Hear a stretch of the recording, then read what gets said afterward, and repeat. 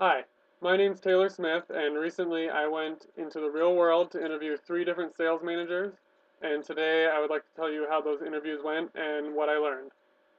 My first interview was with Jim Nigro, who is the sales manager for McKay Press here in Midland, Michigan, and they're a print shop that does several different kinds of print for a lot of different companies.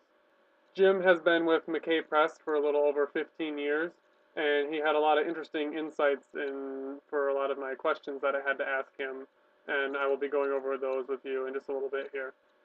My second interview was with Craig Lang, who is the sales manager at Garber Chevrolet here in Midland, Michigan. When I think sales, I think car dealerships, one of the first things that comes to mind. And luckily for me, Craig was very interested and enthusiastic in answering my questions and helping me out. My third interview was with Sheila Hodder from Meyer here in Midland, Michigan. While not technically a sales manager, I thought she would be a valid interviewee for this project because she would have a little bit different insight than the other two people I interviewed because at Meyer they focus on customer service. They don't have the lowest prices in their industry. So her being the general merchandise team leader, her employees who walk through the aisles of the store, in a way, through their customer service interactions, they are the salespeople of Meyer. Luckily, I had no issues scheduling interviews with any of these people. They're all very nice people and were more than willing to help me out. I figured if you're in sales, on some level, you must like to talk to other people. So I structured my questions to be very open-ended and broad so that they could answer them in however way they wanted to. To start off my round of questions, I asked them what sort of responsibilities they held in their position as a sales manager. And I thought that maybe I shouldn't have left that question so open-ended. For example, I probably should have phrased it as what are your three most important responsibilities?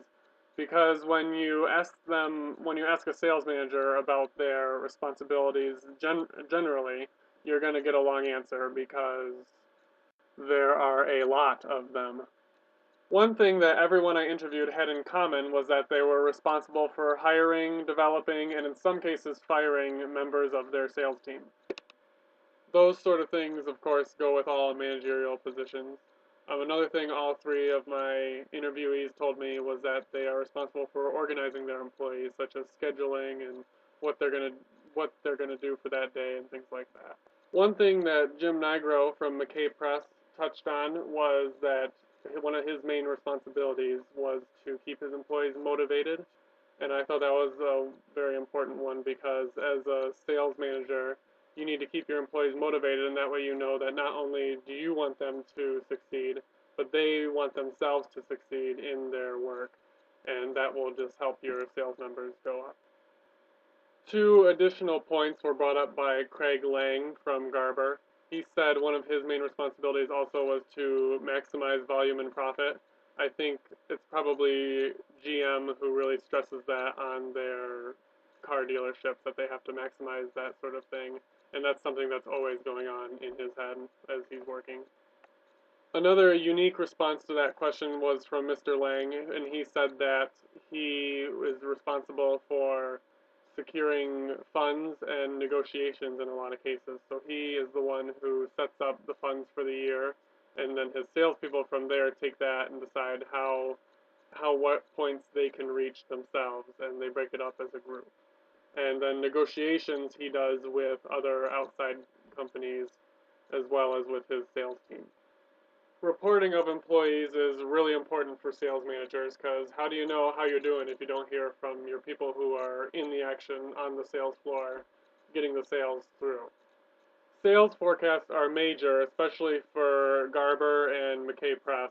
And Jim Nigro from McKay Press even said that sometimes his sales reps will do sales forecasts by client, by month, and so they do them very often. Whereas Garber, they do them sometimes seasonally or every month, and sometimes every 3 months, depending on the type of sales forecast they're looking to get, either long term or short term. After the sales forecasts are completed, usually immediately after that, budgets are generated by the sales reps, and then they are all combined in order to figure out how much the firm will put into the budget for that period of time, either by month or by a 3 month period.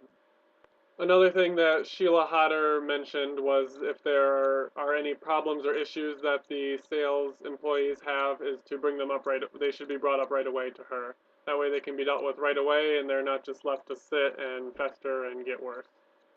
Moving on to the hiring process, I received good news from all three of the managers that I interviewed, and that was that they are always hiring new people. Craig Lang from Garber actually mentioned that he prefers people who are already working, but they don't have to be working in sales already. He prefers people who don't have sales experience, and then he can train them the way that he wants to without having any interference from past jobs or other training. And of course, when you go for your interview, you should look professional. You definitely don't want to go dressed like this or this. In any business, training your sales force is integral. And Sheila from Meyer mentioned that the employees at Meyer are trained with computer courses, a rather large amount, a few hours worth, especially right when they're hired. And then every 3 to 6 months, they have to redo certain ones in order to make sure that the material is still fresh in their mind. Both Sheila and Jim thought it was important for the salespeople to be acclimated with every department, or at least most of the departments of the store or business, and that way their knowledge base is a lot more broad, and they'd be able to help a wider array of customers that way. At the different locations, time spent training the employees can vary. Jim Nigro said at McKay Press they train for about 7 to 10 days. And at Meyer, it's usually 2 to 3 days they train, and then they have used like a buddy system for maybe about a week. At Garber, they have training every 2 to 3 weeks, like a refresher course for all of their salespeople. And he included sales meetings as part of their training because there they discuss their strategies and what to do moving forward. And of course, in sales, you have to expect the unexpected. No matter what business you're in, you never know what kind of question your customer might ask you. You're having a buy one, get one sale, so if I buy the TV remote, do I get the TV for free? Buy one, get one? BOGO?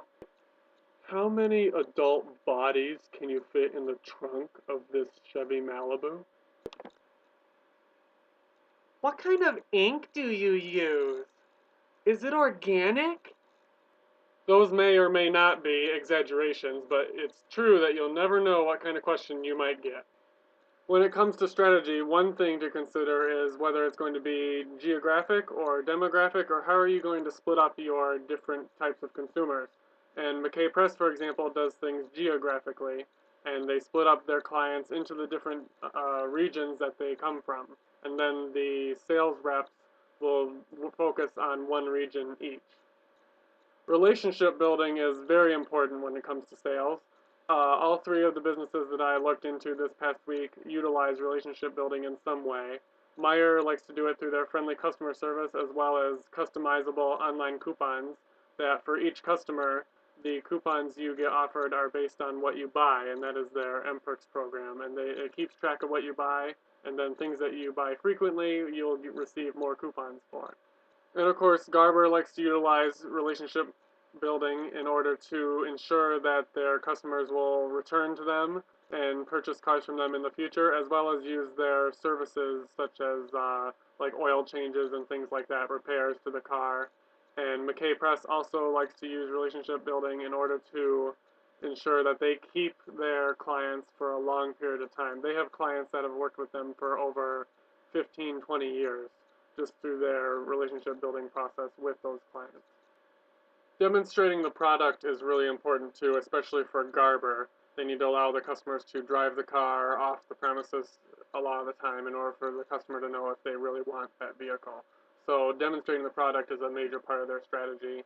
It could be applied to the Meyer strategy for things like electronics, letting customers try a pair of earbuds or something like that before they purchase them.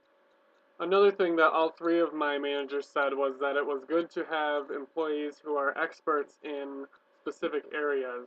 And while it's of course good for them all to have general knowledge of every part of the business, it's a really good idea to have people who know, go the extra mile and know a lot about a certain part of the business. while it's true that, a sales employee should never answer a question with, well, gosh, I don't know. Most of the time, it's perfectly acceptable to answer a question like this. Well, you know what? I don't know too much about the quality of the oil in our product, but I would be happy to go find our expert on the subject, who should be just in the other room. I will go find him and get an answer for you right away. When you don't know the answer to a question, that is a much better way to respond.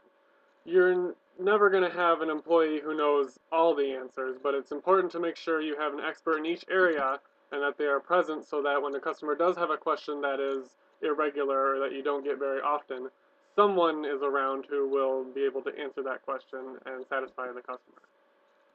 When it comes to leadership styles and questions regarding leadership, Craig Lang was able to give me a very technical answer to those questions because he recently had a leadership course through Northwood that was actually for car dealership managers. So he was able to give me very technical answers to those sorts of questions. He said that he believes his leadership style is democratic, meaning he seeks collaboration from those under him in order to make decisions. And the opposing leadership styles, democratic, would be autocratic, where it's your way or the highway, and laissez-faire, where you're more hands-off and just let people do whatever they want, not really leading at all, as a matter of fact. So he believes he follows the democratic style, which is, again, collaboration from his employees, the people underneath him, and using all of their input before he makes decisions himself. While my other interviewees didn't provide such technical answers, they also went along with the trend that input from their employees and their sales force is very important when it comes to decision making going forward. Of course, for your employees' input to have value, they need to be aware of the issues and the numbers that are present in the business. So it's very important that they are updated on that information. Every single manager I interviewed agreed on that. When it comes to Meyer, they let their employees know they're the least often updated. Every 6 months, the Meyer employees learn how the sales went, holiday sales, stuff like that, major events like that. Garber and McKay Press are much more often, and they update their sales team weekly, sometimes daily, depending on what's going on within the business and what time of year it is. All of my managers also agreed that there's a great degree of accountability on all of them because they train their employees, so when they make mistakes or have issues arise, they're partly accountable because they are the ones who train them. And so they all agreed that it's important for managers to have some level of accountability for the problems that arise and that they are quick to resolve them. Sheila and Craig both brought up something that I think is important, and that is that criticizing should be done privately and that awarding employees should be done publicly so that everyone knows that they did a good job. It's important for criticizing to be done privately because that can be potentially embarrassing to your employees, and you don't want them to feel that way at work. And you really should do it privately just in case something like this happens.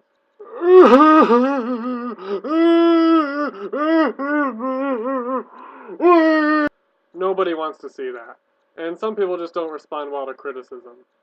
It's also good for beneficial things to be done publicly so that other employees will see, and then that will give the employee more pride in their work, knowing that they did a good job.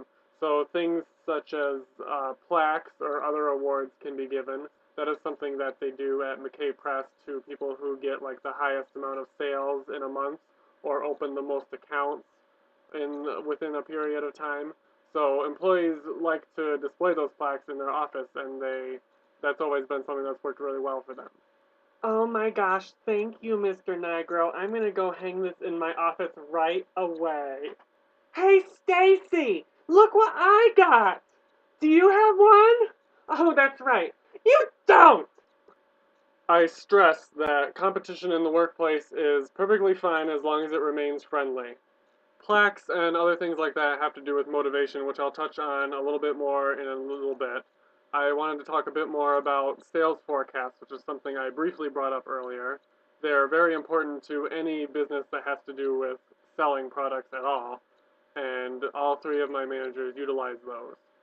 A lot of the time you're comparing what you want to hit with what you need to hit in order to remain profitable.